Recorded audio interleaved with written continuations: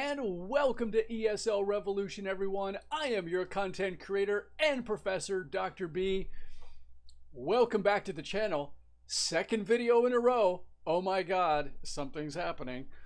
So I want to read you something because this was just such a nice thing. I know it's coming from a friend, but still, it was such a lovely thing.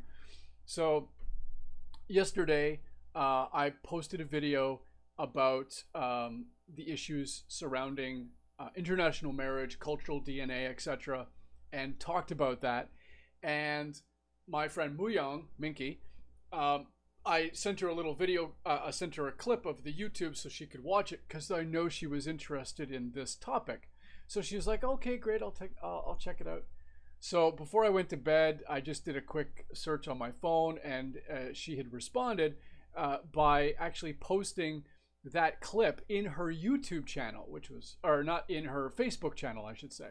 And she posted that clip there. I was like, oh, that's so nice. But then, oh, young, she said this wonderful message, and I want to read it to you. OMG, this is so good. BJ Trowbridge, he is one of very good friends of Nate Tipton and me. I just loved and enjoyed so much with laughter, because I can totally relate to this awesome, knowledgeable, and fun topic. I absolutely agree and understood the cultural DNA along with the difference of education systems from two different countries. Also, statistically, I know, as he said 20 years ago, that percentage of divorce and happiness rate in multicultural marriage was interesting. I also agree multicultural marriage take much effort and communication in my own 10 years of experience. Please do second and third one in this topic during your summer break. It was too short. I want more.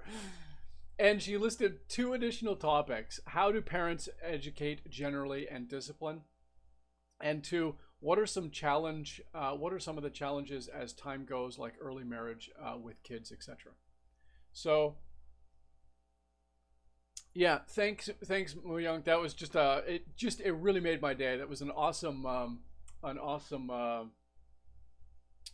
post that you had about that, and feel free to share anything that I post up here on YouTube. But I did want to come in with a second video on this topic because she's giving me ideas, and this is great. I love it. Sometimes it's really hard to come up with ideas on your own for a channel that you're trying to talk about education and other things relating to your life. And so thanks, you're my new go-to person for this particular topic.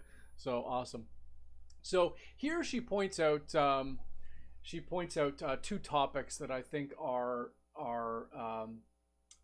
actually pretty important topics. How do parents educate generally and discipline? And what are some of the challenges as time goes, like early marriage with kids? So I'm gonna do the second one that you posted here, Muyang. Big shout out for the topics again. So I'm gonna touch on the second one. What are the challenges as time goes with early marriage with kids? Now here's. In order to put this into context, I need to go back into my own story a little bit to help you and others here understand what this means. So, my wife and I got married after we were 30. Like I don't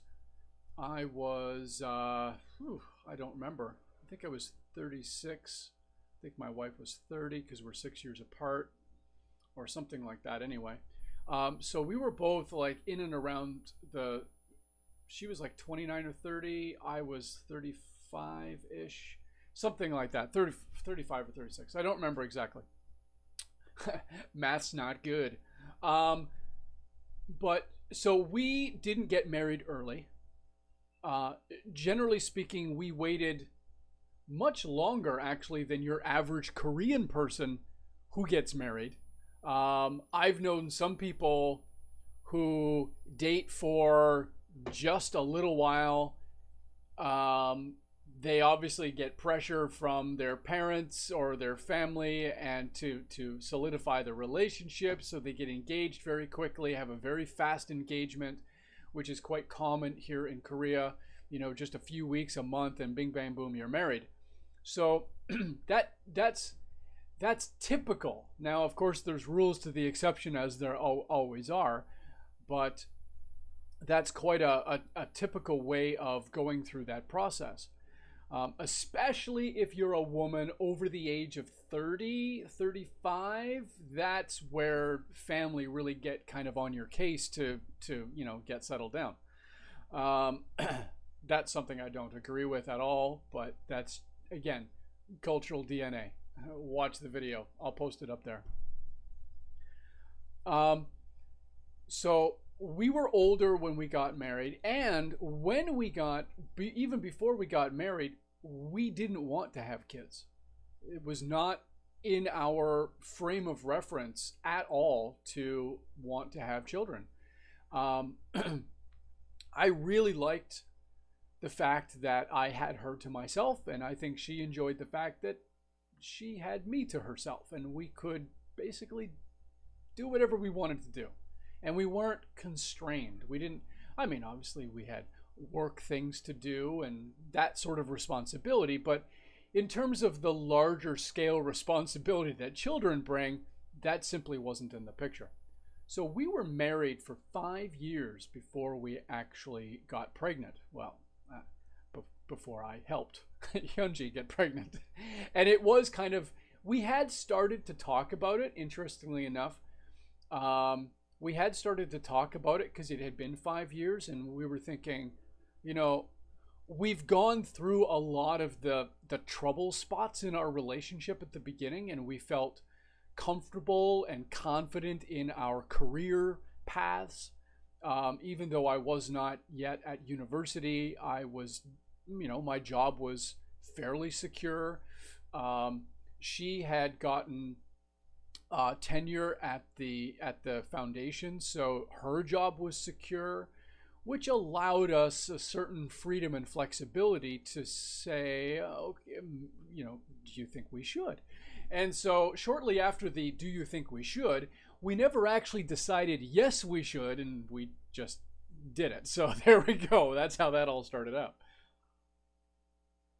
So we didn't have an early marriage, and we didn't have kids early on either. So we bucked the trend, I guess, in two different ways of the typical norm in Korean culture, and we were both fine with that. And in fact, my mother-in-law was totally fine with that. Which, if you know anything about Korean mother-in-laws, that's a weird position to be in. I remember this one story. We were in Daegu, and we were at a wedding, a family friend's wedding or something like that. And we were sitting around a table at New York, New York, which I don't think exists anymore, but it used to be a wonderful restaurant. First date I took Hyunji and her parents to, by the way, was New York, New York. A whole other side story. I won't get into that tangent, but quite wonderful. And so we, so during that time, we were already, of course, married, and my wife's grandmother, yes, my wife's grandmother was talking to my mother-in-law and trying to, when are you going to have kids? Are you going to do this? Blah, blah, blah. And she was kind of giving Hyunji a hard time, but she was speaking entirely in Korean, so I didn't pick up on the nuance of the conversation. And because she was just doing, my wife was just doing her normal thing, just like doing the Korean nod. And during that conversation, though, my mother-in-law started talking to my wife's grandmother. And afterwards, she told me what the conversation was. And this is a very odd conversation for a Korean mother to have with another Korean mother. This is very strange, so let me tell you. Basically, the nuts and bolts of the conversation was, that my grandmother, my wife's grandmother, was giving her a hard time because we didn't have kids yet. And my mother-in-law stood up for us and said, no, that's not what they're doing. They've decided to go a different path, and I support them. As long as Hyunji is happy, then I am happy. And that just totally blew me away. Totally blew me away as a way. That conversation never happens. Like, of all the times I've heard conversations between mother-in-laws and mixed marriages in Korea, that conversation never happens. So that was extraordinarily generous on my mother-in-law's part, and I thanked her for that, actually, for that consideration. So we were in quite a different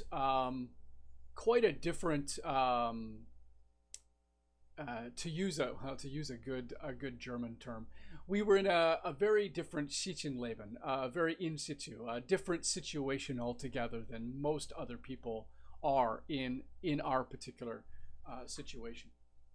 So yeah, that was a very interesting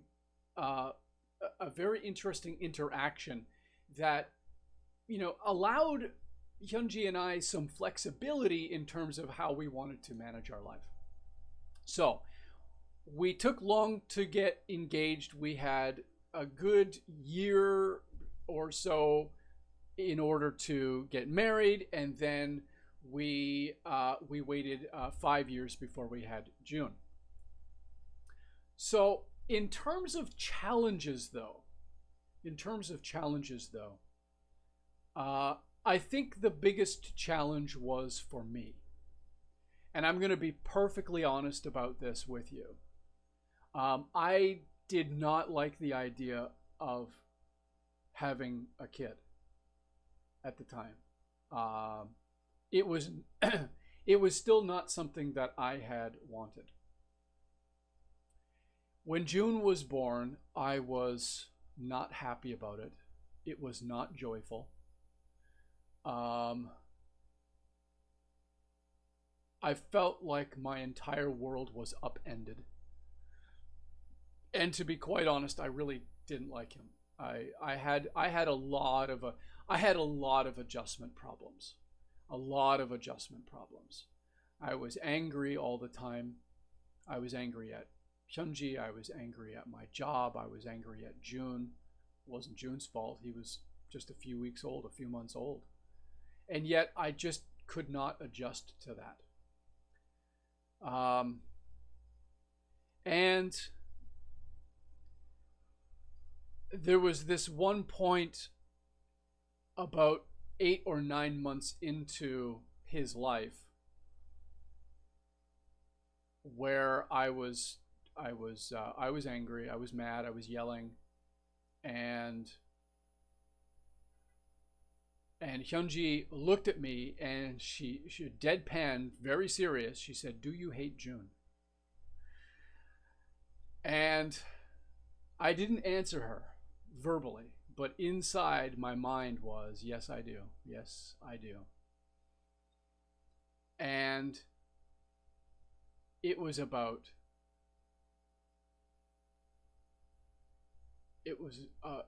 not long after that moment that I realized that I needed to change, and that the problems that we were having were problems that I was causing. June was reacting to me, not I reacting to him. It was not that way at all. And I vowed at that point to June, even though he was like 9 months old, he didn't understand me. But it was at that point that I made a promise to June that I would be better. I made a promise to Hyunji that I would be better, that I'd be a better father, and I'd be a better husband. And that was a turning point for everything. And I started making a concerted effort to radically change the way I would interact with the new family. And it's not to say I didn't have downturns, but I made promises to June that I would that I would that I would do better, and I still carry that promise with me.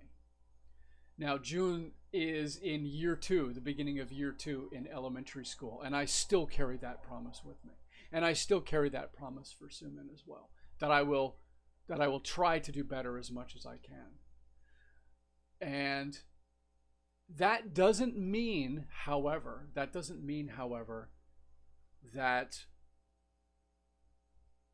I let everything go, that I let them do what they want. That's not the promise that I made. And it's not the promise that I think parents these days, I don't think they should be making. We're going to get into that in terms of education and discipline. We're going to talk about that, but that will be for a second video. So hold the thought on that one, because I do have some thoughts on that one too. So that was one big area of adjustment that I needed to have in terms of my relationship with my children, with June specifically, and then with my wife too. And it took about, I would say it took a few months for me to work my way toward that change. It wasn't an instantaneous thing. There were things that I was doing, and my mom said something interesting. She said, a child will, and like a marriage partner as well, a marriage partner will do this, but a child will do this more specifically. A child will show you your weaknesses in a very, very big way. They will put a huge mirror in front of you, and you will have your reflection in front of you, and you'll be able to see all the nasty, vicious things that are in front of you that you never knew existed in the first place.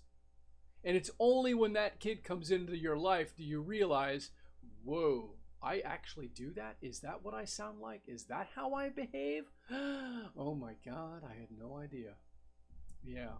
And so that reflection, I think that animosity that I had for June was in actual fact a self-hatred, because I was hating who I was, and I was letting that hatred out to him, and it was coming back to me in spades. So that needed to radically change.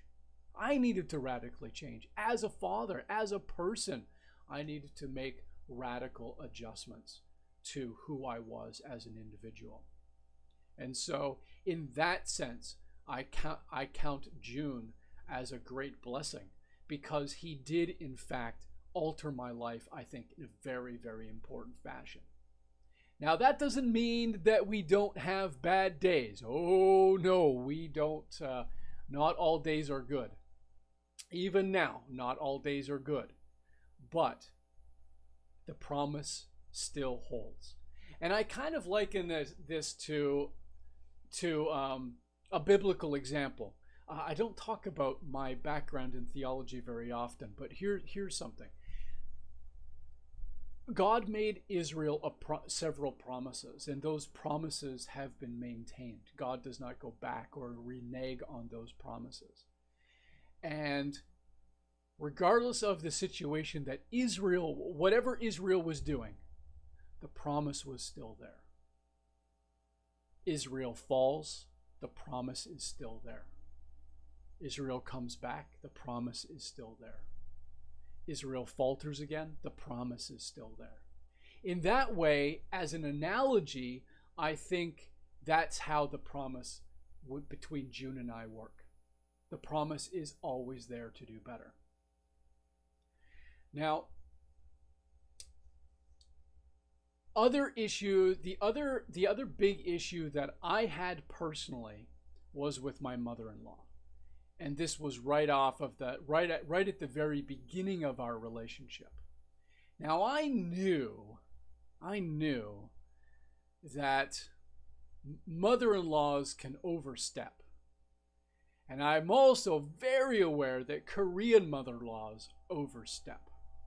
And I knew at the very beginning that whatever overreach she did, it needed to be dealt with immediately, because if I didn't, that overreach would have only gotten worse, because that's what I read. I read about this relationship between new partners and mother-in-laws, and I knew that this was something that was going to happen.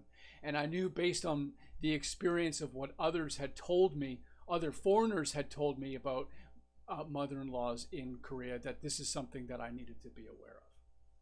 So let me share the story. I'm over 20 minutes now, but Mingki, this is for you. So I think you might have heard this story, but here it is for my students as well. So we had moved into our first place when I came down to Daegu. We did not have a public ceremony to start off with. We wanted to just because I was moving from the Seoul area down to Daegu. It was necessary for me to sign the papers to get married, and that way Hyunji and I could get a place together. And we asked her mother-in-law, and we said, is this going to be okay? Is this fine with you? And she said, oh yeah, no problem. It's okay. We understand. And we had the ceremony some months later. Now, we did a little decorating in our place, and I came in one day into the kitchen, and I was looking around, and something wasn't right. Something was amiss. It didn't seem right. And then I started looking at the wallpaper, because what my mother-in-law had ended up doing was taking like strips of wallpaper, like not cut, but like teared strips of wallpaper, and patching the wallpaper up into these nooks and crannies that needed to be covered up. But we had not finished the wallpaper yet, so to make everything kind of line up properly, that's what we had been working on. And my mother-in-law came in and literally just teared wallpaper, glued it, and put it into the wall. And I was furious, and I really was upset, because I told my wife this. I said, your mom would never do this in her own home. She would never do that, and she assumes that she could come in and do that here. And I was furious, and I basically did kind of yell at my mother-in-law, and it was in English, and my wife translated.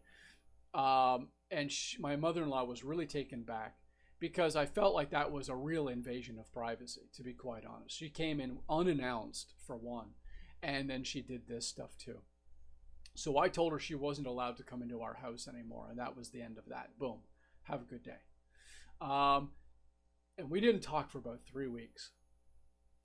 And she called up my wife and said, I want to come over and bring some food by for you. Is that going to be okay? Will that be okay with Ben?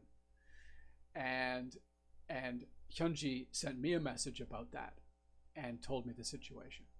And I said, yes, that would be fine. It's okay. And from that point on, we were golden. We never had any overreach at all. And so that's a little thing that I think, when that overreach occurred at the beginning, it was dealt with effectively, clearly.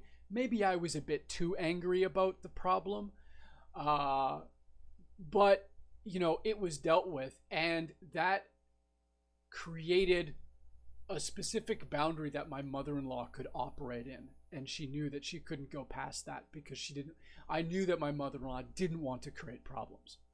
So that's another story about those early years, that within the first few months actually of our marriage, that happened. And I think that created a problem between my wife and I a little bit, because again, cultural DNA. We see the relationship with the mother-in-law as totally different. See, she's not, she is Hyunji's mom. She's not my mom. She's my mother-in-law. And therefore, we have a totally different relational dynamic. And the way that I understood mother-in-laws to be is not the way mother-in-laws think of themselves to be. And so that cultural mindset, that cultural DNA needed to be dealt with very quickly, or else I felt like it was going to completely spiral out of control. But my mother-in-law is awesome. She's really, really cool. And I really appreciate her, and I love her to death. So that's a little bit in regards to that issue of cultural DNA. It does come up again because, you know, and that's why I talked about it first, was simply because it is a topic that touches on so much of this issue of international relationships and international marriage, or multiracial marriage, however you want to put that. So I hope this helps answer the question a little there, Mu Young. You've probably heard these stories before, but within the context of your question here, challenging time with kids and marriage, I hope that those two examples are able to help you understand a little bit about me and a little bit about my journey, you know. And for my students out there that are watching this, I hope this was interesting for you as well. So there you go. Happy Tuesday, everybody. I hope you have a wonderful day. I'm gonna get this put up to YouTube, just because I'm sure that Mu Young, you're gonna want to hear this as quickly as possible. I will take on the